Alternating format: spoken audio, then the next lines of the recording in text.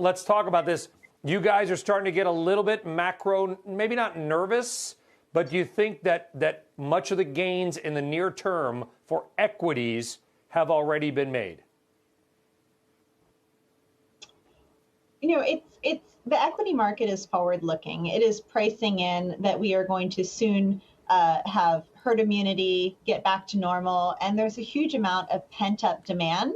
So I wouldn't say it's necessarily priced in. It's pricing in growth, and obviously any hiccup that we have with the vaccine being rolled out would be an issue.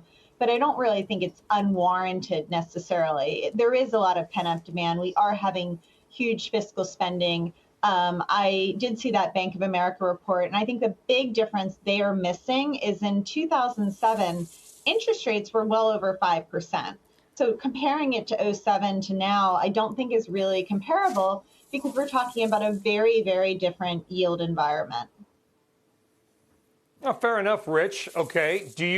But I guess we have to compare something to something, right? And I guess we go back to 99 with technology and e-money, or we can go back to '07 to Nancy's point.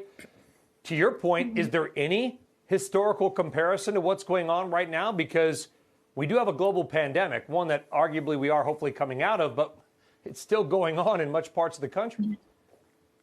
Yeah, it's tough to look back historically and find a good comparison with a pandemic-induced recession. But what happened yesterday, simply the market recovering from what was essentially a panic attack last week in reaction to inflationary fears and the bond market move. But the markets, both bonds and stocks, tend to overshoot in both directions, right? Whereas the economy is not as bipolar. It doesn't move from freezing cold to burning hot in the blink of an eye. And right now, we are in a reflationary environment, not an inflationary environment.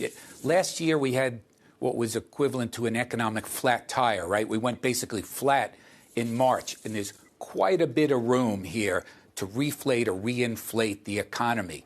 There's slack in the labor markets. Labor force participation rate is down. The output gap is as large, I think, as I've ever seen it. It's sort of close to historical large. It's in the trillions. And herd immunity, I mean, even Tony the Fauci doesn't want to bet on the over-under in that one. It's 2022 at the earliest before we get global herd immunity. So there's plenty of room to have some inflation with healthy economic growth here. And so we're on the reflationary trade, not the inflationary trade. Shepard Smith here. Thanks for watching CNBC on YouTube.